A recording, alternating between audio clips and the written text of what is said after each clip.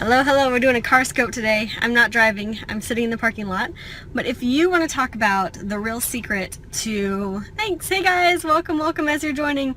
If you want to know the real secret to making time for your writing or anything important in your life, then stick around, that's what we're talking about. Hey guys, come on in, tell me what your name is and where you're from.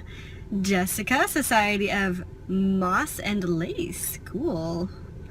Hi, Joanne from Boston. Hey guys, welcome, come on in. Hey, Jessica from Illinois, nice. Thanks for the hearts, guys.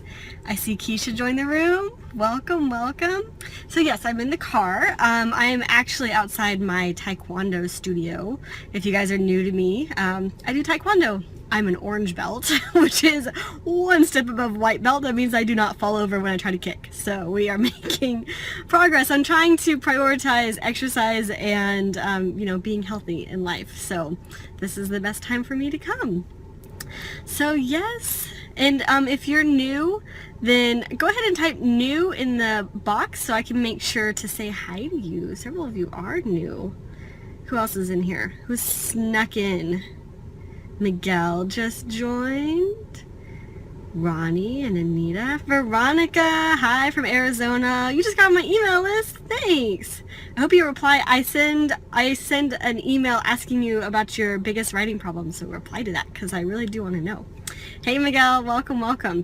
Okay guys, I've got 13 minutes before class starts and I should really probably stretch so that I don't hurt myself. I'm going to Taekwondo for those of you who just joined. I'm an orange belt. It's pretty awesome.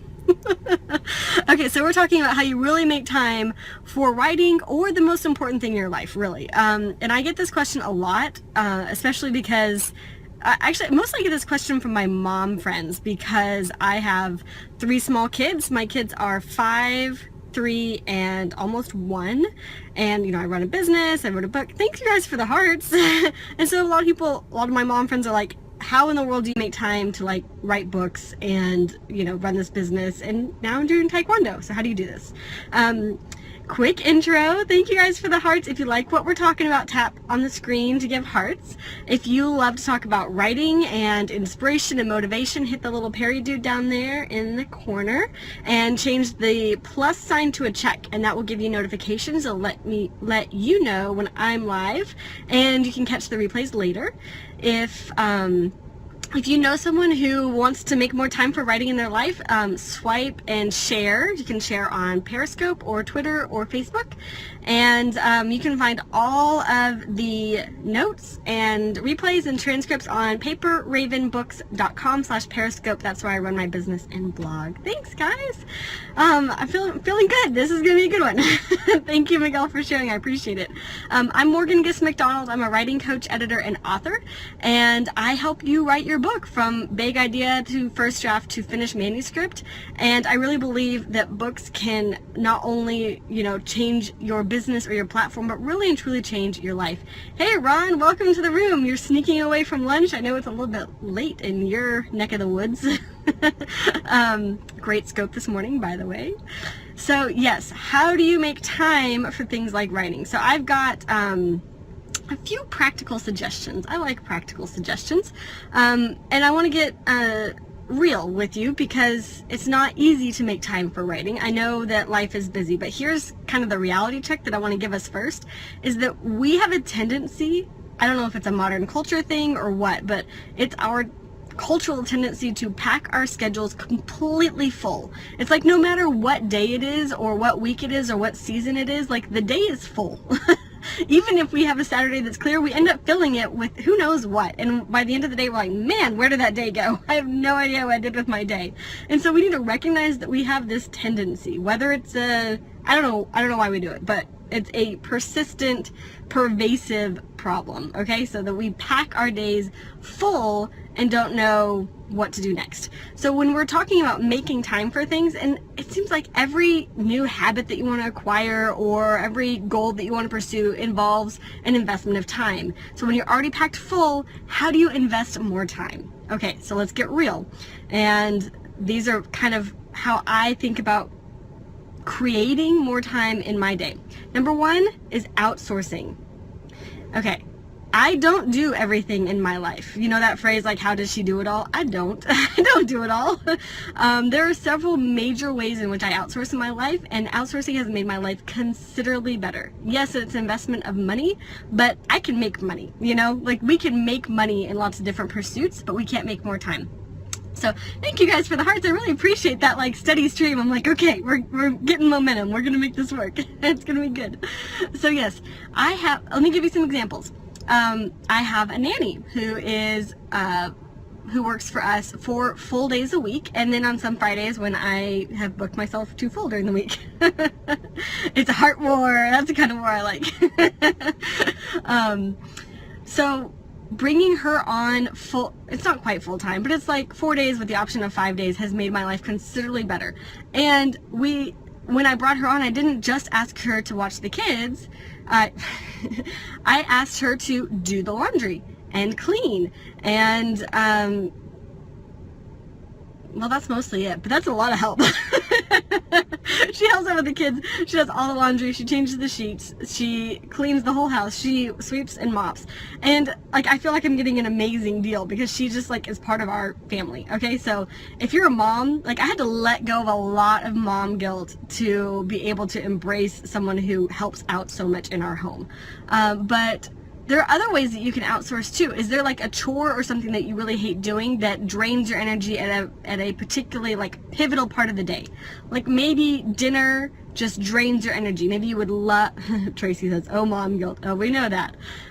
Maybe you would love to write at night, but by the time you get through with dinner, and if you have kids, getting everyone to bed, you don't have the energy that you would need to write. Okay, so think about that. Is there anything that you can in some way outsource or have handled for you that would help you maintain that energy through the evening?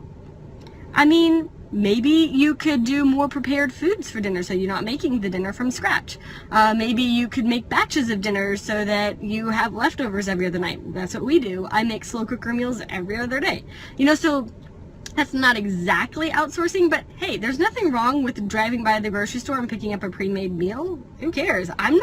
My profession is not chef. Okay? That is not how I make money. Someone else is much better at making food than I am. Freeze ahead stuff. Yeah, exactly. So there are different ways that you can problem solve particular areas of your day. Maybe you just have a laundromat and you drop off and pick up laundry. You know, like, they actually just wash and fold for you. I mean, why not? Like, think about the different ways that you waste energy on this other stuff, and then you don't have energy at the end of the day to write. That's what I would challenge you to think about. Is there anything you can outsource? Okay, and then number 2, ignore.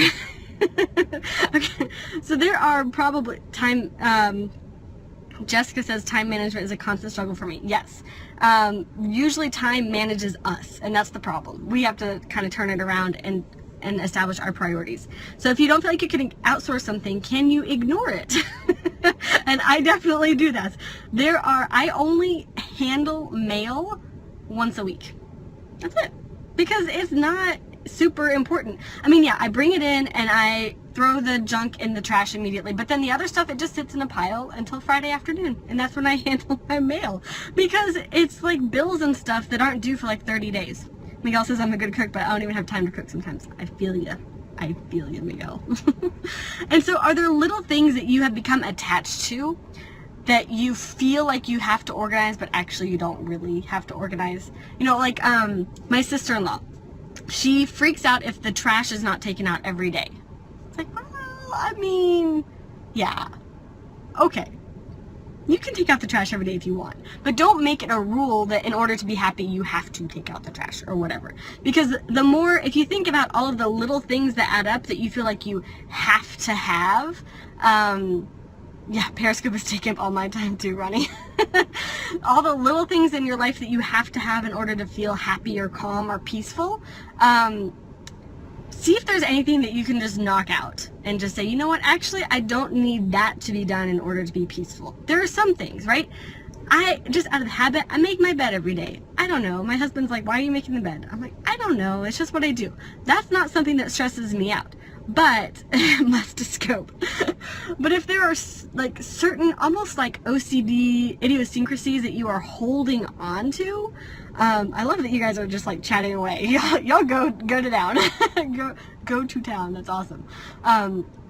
Maybe you can let go of some of your OCD. Maybe you don't have to be OCD. If you weren't running around the house like picking up and cleaning up every last little thing and organizing the toys and whatever, maybe you would have an extra 25 minutes to write. Just a thought. And then the third thing is sacrifice. So we've talked about outsourcing, we've talked about ignoring, and now I want to talk about sacrificing, because this is really what it comes down to. This is kind of where they all boil down. We ultimately have to sacrifice something else in order to make time for writing or whatever is important in our lives. And I usually go through sort of seasons of sacrifice. Right now I'm really, how long do I write every day? When I'm in a season of writing, as I call it, because I'm not trying to write every single day for the whole year. Like, I don't think that's reasonable for normal people with real lives. I have seasons of writings where I'll try to write 3 to 5 hours a week for 2 to 3 months. And that's enough to either put out a book or something equivalent to a book. So like right now I'm actually working on a course. So I'm in course writing season, and I just really came into this full force. So this, starting last week, I started getting up at 4:30 in the morning. I'm sacrificing sleep. Kind of sucks, but I know it's for a season. And so I didn't want to sacrifice any part of my business day, and I didn't want to sacrifice Taekwondo. Obviously, here I am in my Taekwondo studio parking lot. And so I'm getting up at 4:30 in the morning, and I'm trying to spend between 30 and 40 minutes working on the course, because it's not all writing. Some of it's like doing slides and things like that. But I know that I want it finished by, let's see, this is September, October, November. So I want it finished by the end of November. So this is a season, and I'm okay with that because there's a light at the end of the tunnel. So you know what? It kind of sucks, but sometimes there's a season where you sacrifice something. Miguel says, Morgan, you opened up a new Twitter account. Oh, so you can use your real name. I'm confused, Miguel. Oh, you did. You opened up a new Twitter account. Okay. Find me on Twitter. Send me a tweet or something at MorganGMac. I want to follow your new Twitter account. So that's it, guys. It's really a something for you to think about. Just if you know that you want to make more time for writing or something else that's important in your life, really lay out sort of your day. If there's a time in the day where you would like to write but you don't have the energy, is there something you can outsource or ignore, or something that you can sacrifice? Maybe, I mean, I feel like I've already sacrificed TV, but I hardly watch any TV. But maybe you sacrifice one of your TV shows instead of sleep. Or maybe you sacrifice Periscope. That would be very sad. Your right time writing is rubbish. Me too. Volunteer work. I need to let go of that for sure.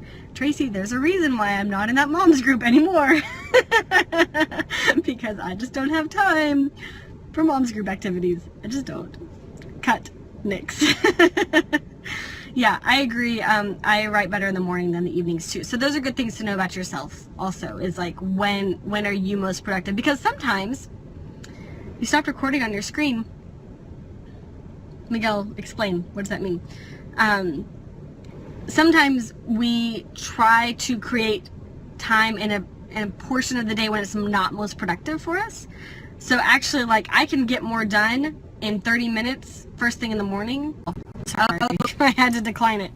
Yeah, thank you. Thanks, Jessica, for being here. Writing is like losing weight. Oh, I missed that comment.